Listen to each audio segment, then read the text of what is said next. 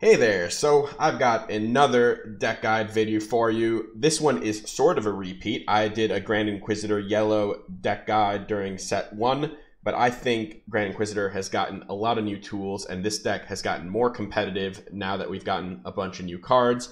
On top of that, Grand Inquisitor is one of my pet decks. I really like that leader. I think he's just waiting to kind of be broken open. I don't know if this is going to break him open, but I think it certainly has a lot of game, and I think he's got a bright future. And, you know, even if he doesn't end up like the absolute tier 1 monster during set 2, I think there's always going to be more potential for this guy coming. So, let's get into it. This is the deck list. Grand Inquisitor, kind of nicknamed it Dirtle all day because kind of the main goal here is to Dirtle, and for those of you who don't know what that means, it's basically to action churn. We want to take as many actions every turn as possible in order to force our opponents to commit to something before we have to commit to something ourselves. Grand Inquisitor innately lets us do that because his leader ability is not only an action, but it creates a second action in the form of an untapped unit now being able to attack. And then we are also playing just a very low curve deck. As you can see, there are 3 Ruthless Raiders as 6 drops, 3 Clan Challengers as 5 drops, 3 Jabbas as 4 drops, and everything else is 3 or less. On top, even like we only have 9 3 drops, so we're really like half our deck costs 2 or less. So we're going to be able to take more actions purely by the fact that we can play more cards because our cards are cheaper. We also just have a lot of shielded units, and that's a huge thing in this deck, which we'll cover a little more on. But we've got Crafty Smugglers, Dr. Evazin, the Skiff, the 2/2 ship that comes in with a shield if you have another yellow unit, and we're playing Asteroid, and 7th Fleet Defender, so those all come in innately with a shield, and then we've got Asteroid Sanctuary to create more shields. Shields create more actions, right? Because we can protect our units, they're more likely to stick around, meaning they can attack.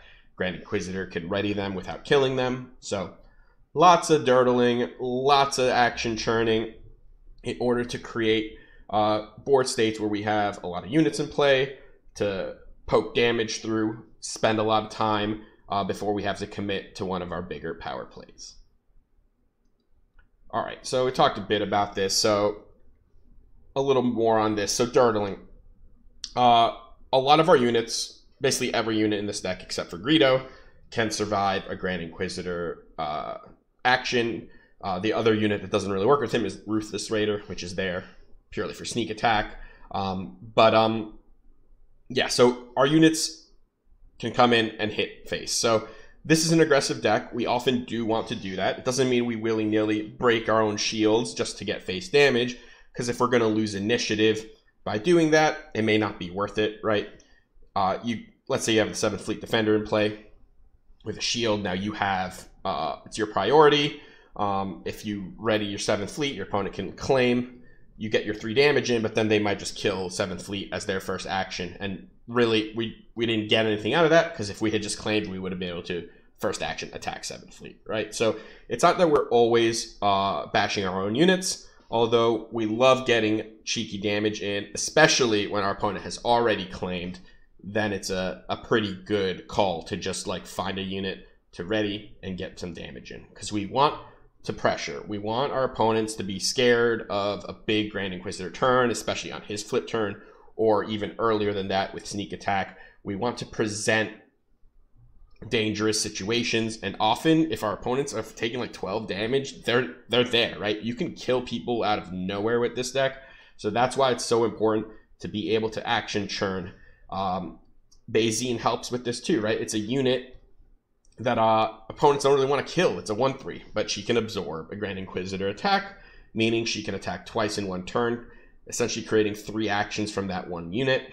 Jabba is another excellent card in this deck because he can survive a bunch of Grand Inquisitor pings, and on top of that, we have 9 tricks in this deck, so he can create more dirtling just by making our events cheaper so that we can play more cards.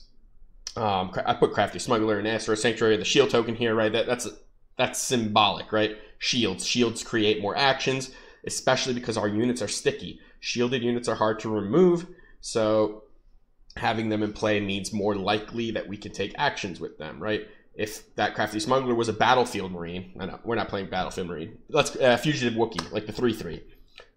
3/3 hits for more damage, but he might just die to open fire, or he might just die to our opponent's 3/3, and then we've lost in action, right? The whole point of the shield is that we can always use these units to attack. So we've got more, right? We got Evazen, we got 7 Fleet, we've got the 2/2 Skiff. Now that card's great too, right? On turn 4, we'll just play 2/2 drops, which creates a really wide turn 3. Like if you can go Skiff Crafty Smuggler with our 4 resources, that's a lot of actions. That's 2 more units that are likely to stick around, meaning 2 attacks, potentially a Grand Inquisitor ready and another attack. That could be 4 actions from those 2 units before we've even played a card. So that's dirtling for you, and it's a big part of what makes this deck tick. All right, this one's not too complicated. Sneak Attack is in here because of the burst damage potential. Grand Inquisitor in particular works really well with Sneak Attack because he can ready the unit that we snuck in as long as it has 3 or less power, basically giving you 2 attacks, right? Most of the time, Sneak Attack, you play the unit, it attacks, it dies, but Grand Inquisitor lets you double up. Clan Challenges is the really big one here because he has Raid 3 and it's a 5 cost. So for 4 resources between those 2 cards, you can hit for 6, ready it with Grand Inquisitor, hit for 6 again. That's 12 damage for 4 resources. With Jabba in play, you can make that play for 3 resources. With Grand Inquisitor deploy, you can make this 3 attacks, meaning 18 damage potentially. Right, that's crazy. This is the combo, right? That's the biggest burst we can provide in this game, in this deck. That's Clan Challengers. Ruthless Raider is just a much less involved version of this. It's a Sneak Attack. Ruthless Raider presents 8 damage between its when played and when defeated effects, plus its attack. It can't be readied with Grand Inquisitor, but it's also just a card that has presents reach damage. So even if it's not sneak attacking in, often our opponents are going to be in situations where they're kind of forced to play around some combo, so they're waiting for us to do actions, and just slamming a Ruthless Raider on 6 resources really puts your opponent in a weird position because there's now this big powerhouse chip in play that's picked damage on them. It's hard to remove, and so yeah, it's not required to sneak it. Additionally, sneaking in things like Boba Fett or 7th Fleet Defender, right? That presents 6 damage for 2 resources. That's clean, right? And you can also use it as removal, as I've said, up there. You can your opponent attacks with a unit, you can sneak in a Boba Fett. Maybe the Boba Fett can kill that unit for free. You can ready the Boba Fett. You can attack something else or attack face, right?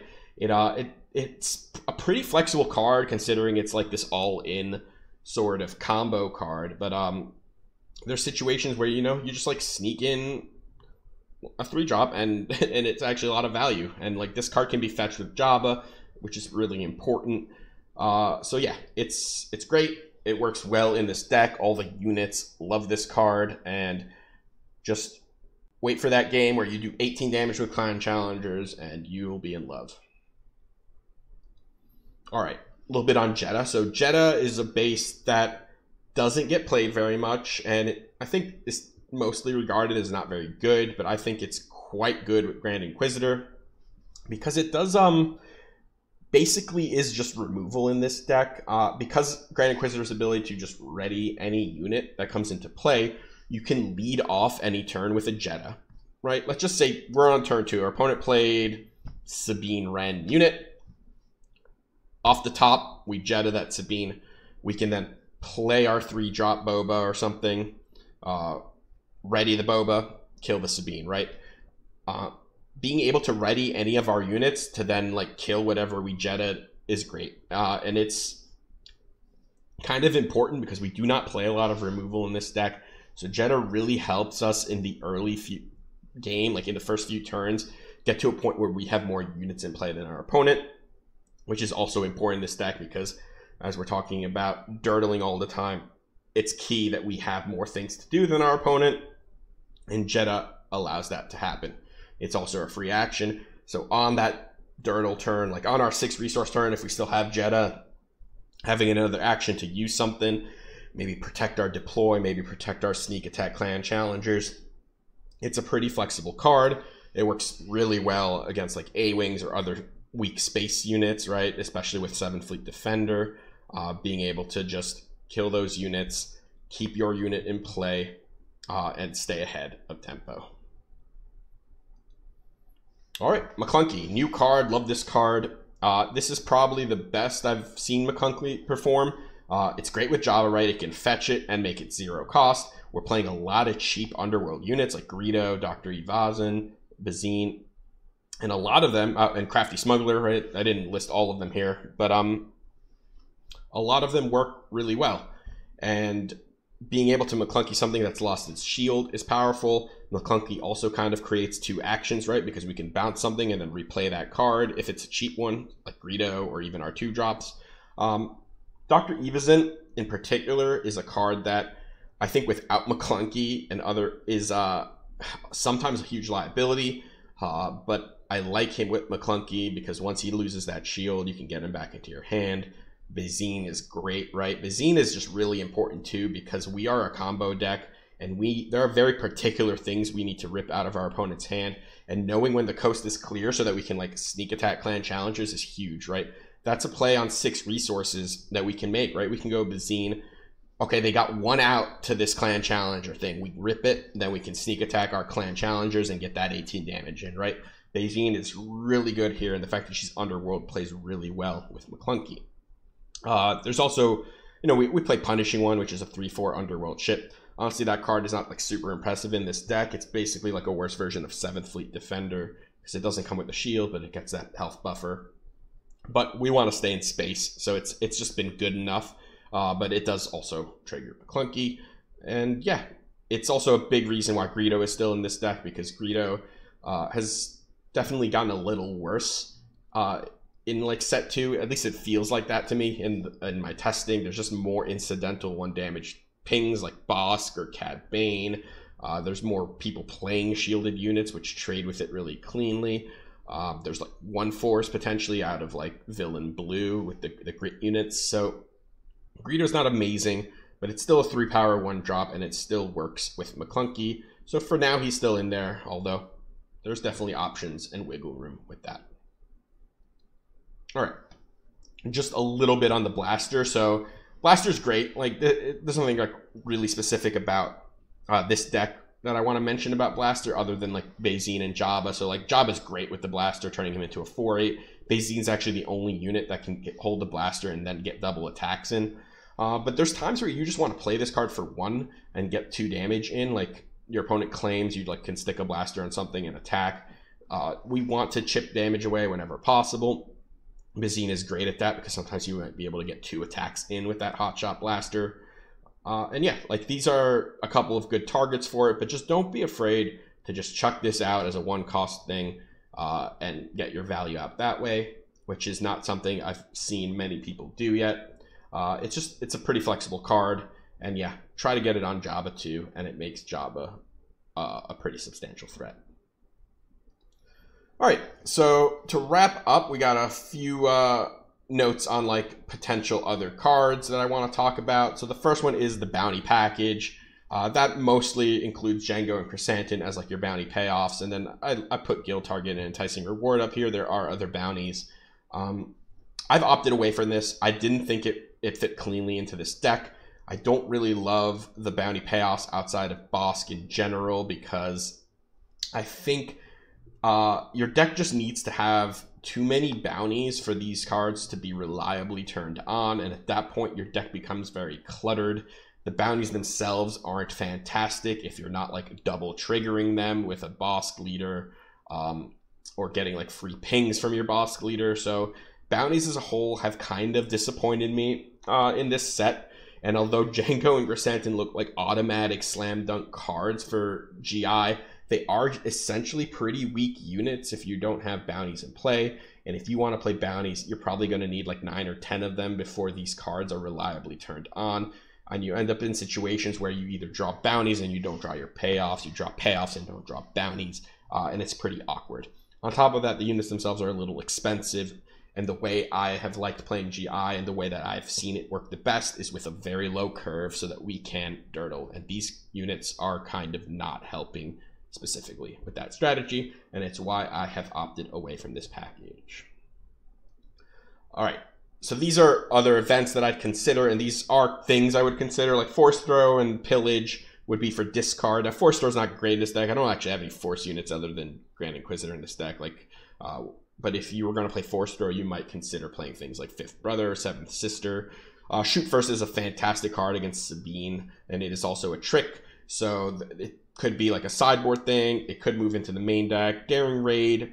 It's been in and out of the list. It's a cheap card, and it's aggressive. So I think it warrants some consideration. Force Choke would be probably the removal I'd be most inclined to play over something like Open Fire, which is on this list too. Especially with the uptick of what I expect to be a lot of 5 health, 3 drops. Keep Fighting, if you want to like go ultimate combo, Keep Fighting is another way to ready that Clan Challengers. So for 6 resources, you could potentially do 24 damage if the coast is completely clear. Between the Sneak Attack Clan Challengers, the GI ready, the GI deploy ready, and the Keep Fighting. But that's sometimes a little too fairy tale land for me. No Good to Me Dead is a card I'd probably like into like something like Sabine and Boba Fett. Boba Fett in general, he kind of can sometimes hold a bunch of these units hostage just by how big he is.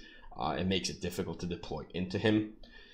And Waylay, right? Waylay is a good card, and it's a trick, so you might want to consider if the need arises. And lastly, just a bunch of units. So Bib Fortuna is actually probably like the one I'm most interested in here.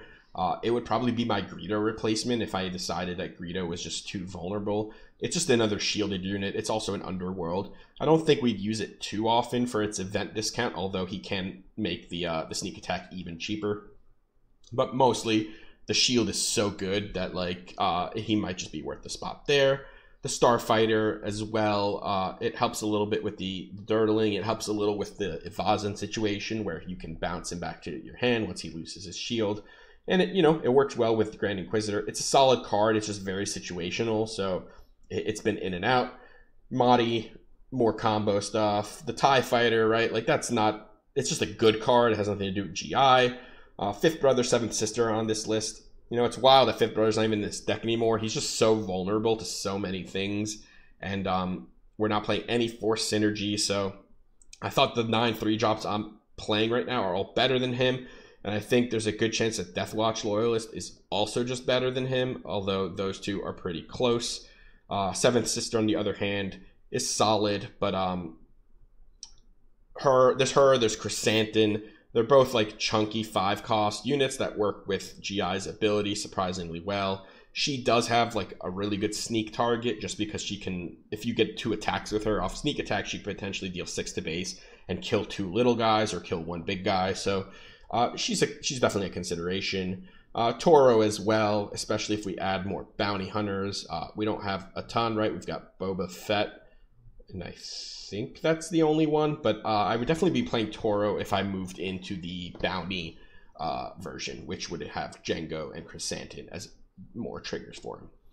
And Fallen Lightsaber, it's just a little too expensive usually, but it's worth a consideration. Like, we've got Hotshot Blaster, which I think is just a cleaner card, but Fallen Lightsaber is also an option. So these are all just like some other cards I'd consider. They'll be in the like sideboard for the deck list that's provided in the description.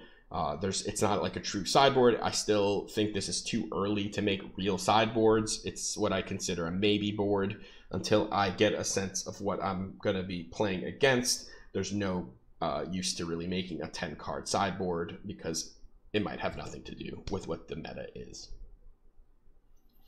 All right, I hope you enjoyed this. This deck's a blast. I think even if it doesn't end up being like tier 1, it'll certainly have game against particular decks and in particular metas. I don't think this is a slouch. Like, I think this is something you can win with, and until we find out what it is, we need to really prep our decks for. I can't say for sure where it's going to fall in the so-called tier list of this world. All right, so that's it.